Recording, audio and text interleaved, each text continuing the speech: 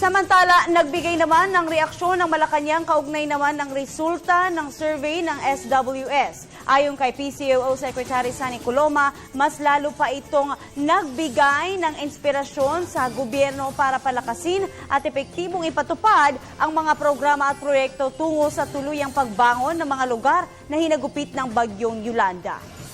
Panibagong pag-aaral na isinagawa ng Social Weather Stations or SWS, lumalabas na 73% ang nagsabing sila ay may pag-asa o umaasa, hopeful, na lubos na makakabangon at mapapanumbalik sa normal ang buhay ng mga naapektuhan ng bagyo.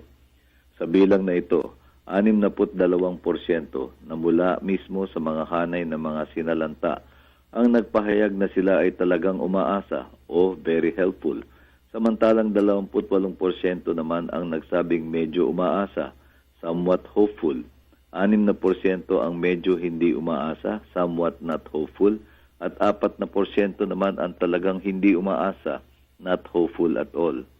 Ang resulta ng survey ay lalong nagbibigay ng inspirasyon sa pamahalaan upang paigtingin pa ang mabilisan at epektibong pagpapatupad ng CRRP para sa kabutihan at kapakanan ng lahat ng nasalanta sa Yolanda Corridor.